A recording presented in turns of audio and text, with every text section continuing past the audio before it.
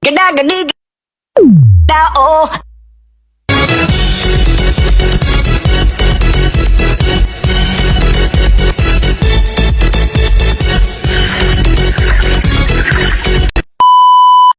I'll do anything. I'll do whatever it takes to.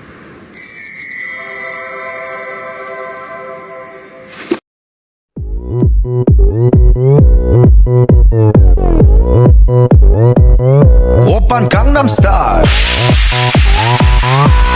강남스타일 낮에는 따사로운 인간적인 여자 커피 한 잔에 여유를 아는 품격 있는 여자 밤이 오면 심장이 뜨거워지는 여자 그런 반전 있는 여자 너는 선어해 낮에는 너만큼 따사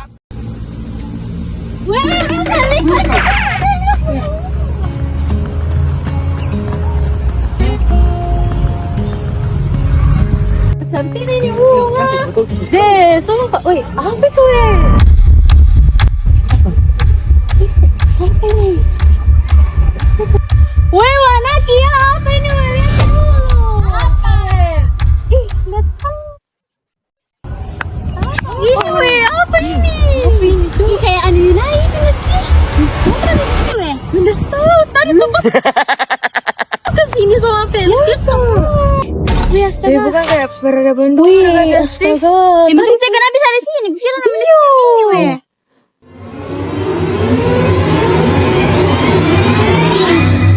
Cuk, apa itu ada suara? Kalian telah membangunkan masa yang terkubur.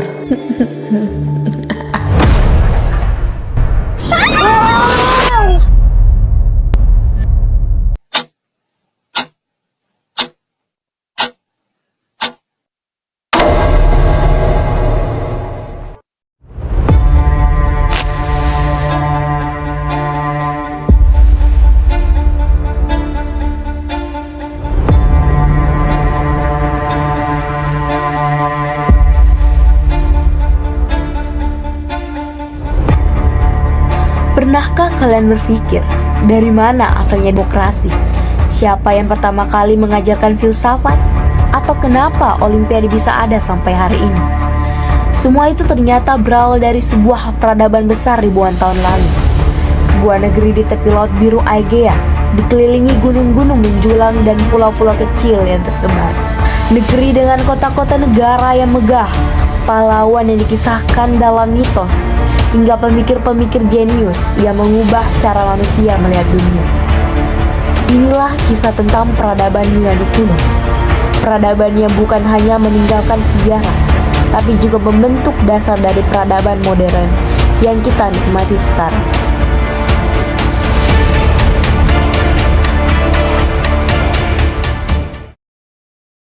Peradaban Yunani kuno. Peradaban Yunani kuno adalah salah satu peradaban yang paling berpengaruh di dunia.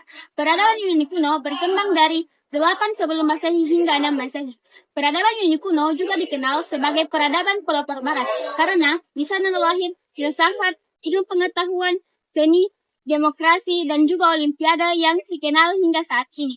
Namun sebelum Yunani kuno ada dua peradaban besar, yaitu yang pertama ada peradaban Minoa, mulai dari 3000 sampai 1400 sebelum Masehi, tepatnya di Pulau Kreta.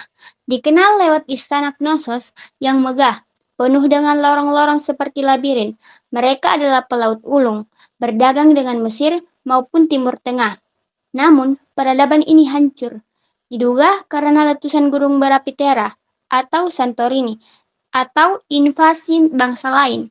Yang kedua, ada peradaban Mycenaean, mulai dari 1600 sampai 1100 sebelum Masehi, tepatnya di daratan Yunani.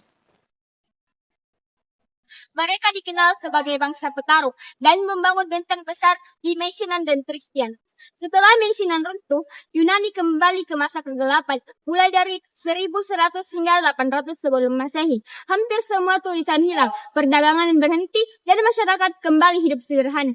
Namun, dari masa kegelapan itu, lahirlah bangsa yang lebih maju, yaitu Yunani kuno atau Classic Greece. Polis Negara kota, Yunani. Berbeda dengan peradaban lainnya, peradaban Yunani sendiri tidak pernah dipimpin oleh suatu raja atau pemimpin lainnya. Mereka malah terbagi menjadi suatu polis, yaitu kota dan negara, di mana di setiap polis tersebut memiliki pemimpinnya masing-masing. Sehingga Yunani sendiri tidak pernah menjadi satu kerajaan yang besar. Mereka malah mandiri terhadap polisnya masing-masing. Adapun beberapa polis yang terkenal, yaitu satu, Athena, pusat demokrasi pertama di dunia pada abad ke-5 sebelum Masehi. Nah, yang kedua itu Sparta, kota militer.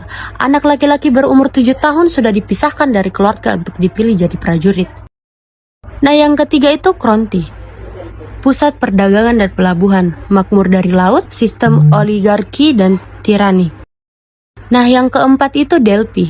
Delphi bukan negara, militer atau dagang, tapi pusat religius. Tidak punya raja, melainkan dipimpin oleh pendeta-pendeta kuil Apollo. Nah, yang terakhir itu Olimpia. Olimpia juga bukan negara politik besar, melainkan pusat keagamaan dan olahraga. Kepercayaan terhadap dewa-dewi. Orang Yunani kuno menganut politisme, yang dimana masyarakat Yunani percaya bahwa dewa dan dewi tinggal di gunung yang bernama Olympus. Dan masyarakat Yunani juga percaya bahwa dewa dan dewi mengatur alam dan kebutuhan manusia. Sehingga mitologi sangat memengaruhi budaya, seni, dan kepercayaan Yunani. Kehidupan sosial. Adapun kehidupan sosial di Yunani kuno, yang pertama yaitu warga negara bebas atau laki-laki Athena yang punya hak politik. Hanya laki-laki kelahiran Athena yang dianggap sebagai citizen atau warga negara sejati. Prinsipnya yaitu bisa berperan dan membela tanah air, serta bisa memimpin dan membuat aturan. Yang kedua, perempuan dan anak-anak. Perempuan tidak masuk ke dalam hak politik, namun dia masuk di domestik seperti rumah tangga, keluarga, dan mengurus anak. Anak-anak belum cukup umur untuk masuk ke hak politik. Yang ketiga, budak tawanan perang. Budak dipandang sebagai barang atau properti dan bukan warga negara. Kejayaan dan kemunduran. Puncak kejayaan yaitu pada abad ke-5 sebelum Masehi, yang meliputi 1. Politik dan juga demokrasi. Athena menjadi salah satu pusat dari politik dan demokrasi pertama yang ada di dunia. Lalu yang kedua, ada kebudayaan dan juga filsafat. Dari sinilah lahir beberapa filsuf-filsuf besar seperti Socrates, Plato, dan juga Aristoteles. Yang ketiga yaitu ilmu pengetahuan. Dari sinilah pula lahir beberapa ilmu pengetahuan seperti ilmu matematika, ilmu kedokteran, dan juga ilmu astronomi. Dan yang keempat, ada perdagangan dan ekonomi. Athena dan beberapa polis-polis lainnya sangatlah makmur karena mereka terdapat pada perdagangan maritim, Laut Aega, dan juga Mediterania. Lalu yang kelima yaitu politik internasional dan juga militer. Dari sini Yunani berhasil mengalahkan Persia pada perang Persia pada abad ke-5 sebelum Masehi. Dan dari sini pula terbentuk namanya Liga Delos, di mana dipimpin oleh Athena sehingga lebih memperkuat lagi polis Athena. Kemunduran yaitu pada abad ke-4 sebelum Masehi. Sebelumnya Yunani mengalami kemajuan pada abad ke-5 sebelum Masehi, tapi akhirnya dia mengalami kemunduran diakibatkan beberapa faktor, yaitu faktor pertama, perang antara polis. Polis Athena dan juga polis Sparta saling beradu dan juga memperebutkan dominasi di antara mereka. Tapi akhirnya polis Sparta berhasil memenangkan hal tersebut. Namun akhirnya juga kedua polis tersebut akhirnya hancur. Yang kedua yaitu keretakan persatuan. Banyak polis-polis, apalagi termasuk dengan polis Sparta dan juga Athena, di mana mereka itu kehilangan persatuan mereka sehingga mengakibatkan Yunani melemah. Yang ketiga yaitu invasi asing. Setelah Yunani mulai melemah, Makedonia dipimpin oleh Raja Philip II mulai menguasai beberapa polis-polis yang ada. Lalu kemudian anak dari Raja Philip II yaitu Alexander Agung mulai menguasai beberapa area-area yang ada di Yunani. Tapi setelah kematiannya, Yunani mulai kehilangan kemandiriannya. Lalu pada akhirnya Yunani jatuh di tangan Romawi pada 146 sebelum Masehi.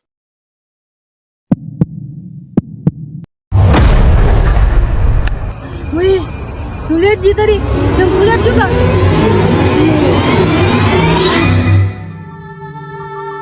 Kebenaran peradaban takkan pernah benar-benar terkubur. Kejayaan itu akan dikenang selalu.